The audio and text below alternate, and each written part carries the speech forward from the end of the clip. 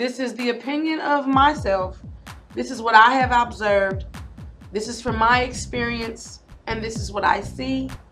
Even though I'm not the only one who feels this way, but nonetheless, this is my disclaimer. If you have a bad attitude about this, if you have any kind of feelings about this, you're gonna have to deal with them yourself. That's not my fault.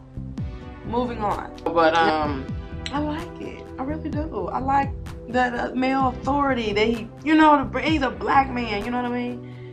He's very successful, you know, and he inspires me a lot because he gets up and he go to work. He ain't no lazy man. He takes care of home. He protects it, you know what I mean? And see, my view of what I thought a husband is supposed to do was, you know, because that's what I learned off television, and that's what I learned is by observation, and that's what I thought, you know. But once I got married, it was a lot different, and it took me a while. It took me a while, you guys. I was a spoiled brat. I'm used to getting my way, used to getting what I want, and I finally met somebody who wasn't gonna let me have my way. You know, but no woman, and no woman wants a man that she can run over. She'll get bored with him, and I've been with this man almost 5 years. Nobody else has lasted with me that long, and I've been with him 5 years, so he's doing something right. He's doing something. But I'm really thankful for Sister Sherazade because she helps sisters like me who are learning and, you know, who are really doing their best to become a better woman, you know, a better black woman, a better mother, a better wife, all that stuff. So I really am thankful for her because a lot of the things that, you know, I've been learning when I came across watching her, it was like, oh yeah, sister, oh yeah, okay, first. Well, I remember when I first heard it, I was like, what? She done lost her mind. But, you know, as time went on and, you know, the ancestors directed me back, you know, I was like, okay, sis, I feel you now. I feel you. And what I've learned is when something makes me uncomfortable, I have to start looking at why is it making me uncomfortable. Maybe because this is a habit that I have. Maybe because this is something that I do. And it's for me to learn. You know, even when I see women making certain comments that I think are very judgmental or whatever the case may be, still, if it makes me uncomfortable, it's something that I have to learn. But as well, I also have to learn how not to let everything affect me. You know what I mean? But us as black women, we really need to elevate our men and lift them up. I've learned how to tell my husband, thank you, I appreciate you. I mean, anything he does, I make it like, I'll make a big deal out of it. I really do. You know, and it makes him feel good. And men want to feel needed.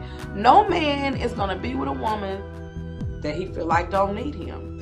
Like most of these career women. That's why I'm trying to tell my daughter, because she's like a career woman. Okay, but a man wants to feel needed, and if he feel like you don't need him for anything, he's not gonna want to stay around.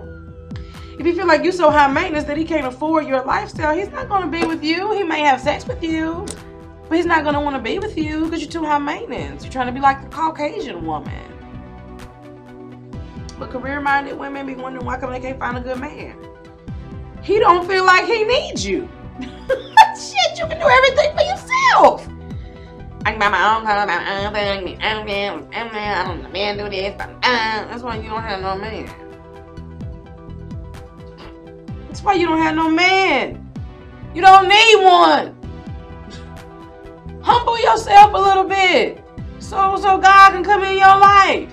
Humble yourself, goddess. If you want God to come in, humble. And my husband, I noticed, you know, when I make him feel needed, but I also told you got to make a woman feel needed too, because if a woman feels like you don't need her, she's not gonna be interested. It goes both ways, you know. And a woman has to feel valued, just like a man has to feel valued. You see what I'm saying? So it is what it is, you know. And I just think we need to stop being so mad because we didn't put each other in this predicament. You know, even though now we're responsible for how we treat each other, but we didn't condition ourselves like this. We were conditioned to live like this. It was done on purpose. But we're going to have to recognize it, rise above it, and do something about it. Because until we do, We're going to keep being in this situation. We're going to keep having these problems, you know. And I also have learned, I stopped. Like, my husband likes pork. I don't eat pork for many reasons. And I told him I'm not buying any more pork. Now, I noticed when I started making him feel needed, and we had a talk, and I said, you need to make me feel more needed, you know, because I feel like you don't love me, blah, blah, blah, blah, blah. When we got more of an understanding with each other, you know, and we start building off of that, I noticed him and I said, well, baby, I don't want to feed you no more pork. Because what I did was break it down like, I'm going to tell you why I don't want to feed you no more pork. Not only is it damaging your body, but also it's damaging mine, because whatever you eat, I collect it through your semen when you know, release it. And I'm taking in everything you take in. And think about it. You're going inside of me. So I'm open and you are coming in. So you're taking in whatever I'm eating and drinking. Does that make sense? Once I explained it to him like that, he was like, okay, I didn't think about it like that. And I said, you have to think about it. I'm responsible for your health. I'm responsible if you live or die as far as your diet goes. And when I started, you know, talking to him about that, you know what I mean? And one day I was watching Sister Sherazade, and he happened to come in and he was listening, you know, so I noticed, you know, he's like, okay, baby, I understand. He don't get mad about it no more and go off about it, you know, because like I told him, I'd rather you do the beef sausage than do pork. You know, I have to transition him. You see what I'm saying? So I notice when I do it like that, it's a lot better. He's more apt to listen when I'm coming to him like that than say, look, I ain't buying you no more pork because nigga blah blah blah and blah blah blah and blah blah blah blah blah blah blah blah. Then I ain't gonna get nothing but resistance. You know? But if I use my womanly attributes, you know, and I'm so sick of hearing women say, Proverbs 31 woman, Proverbs 31 woman, because most of the women who are saying they Proverbs 31 women are not. Okay? If you want to get technical with that, you know. Because a Proverbs 31 woman ain't going to be all in front of some camera like telling other women what she is and what they ain't. Okay? But we're going to leave that alone. That's, you know, you Bible thumpers out there who are still involved in the Bible. I'm not mad at you, but I'm just saying, if you're going to follow it right. Just saying. I had to tell somebody the other day, y'all always talking about what God said and what Jesus said, but y'all ain't following that stuff. I mean, just tell me. Y'all quick to say that, pastor, and all that other stuff, but y'all don't do the right things. Please tell me why. And then they get upset with me and say, well, you ain't even in the church, and how you gonna tell somebody? Because I used to be there, you know. But nonetheless, I'm just saying, women, black sisters, we need to do better. We need to do better so that our men will do better.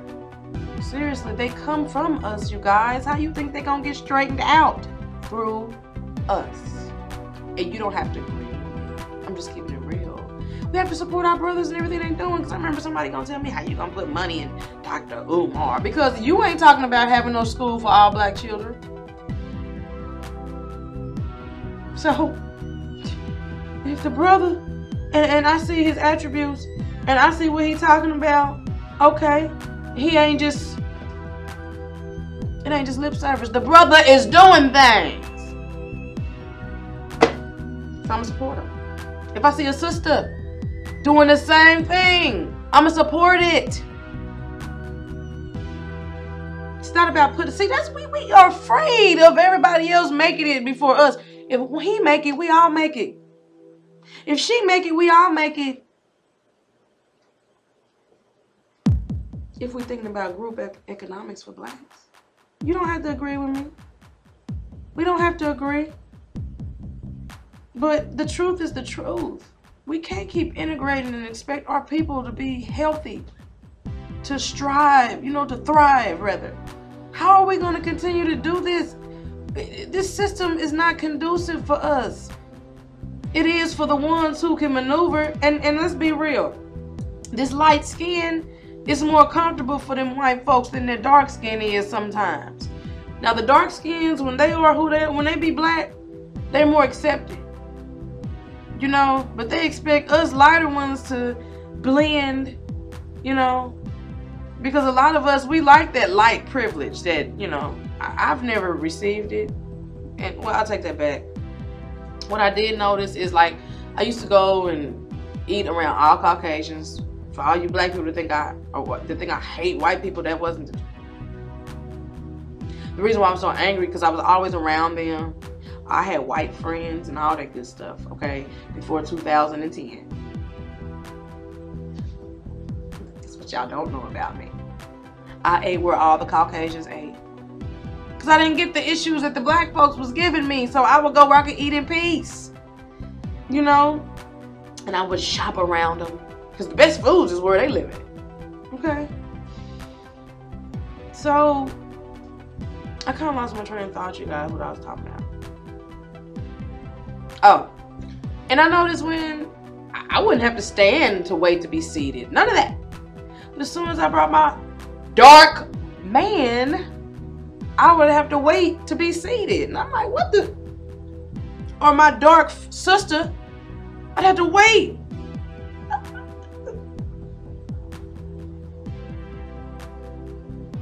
What? I was like, well, why? And I noticed that. That was one of the things that stopped me from going to eat at a lot of those places, because the food was immaculate, okay? But I'm like, oh, you can't accept my people? Deuces. I'm out. I'm just saying.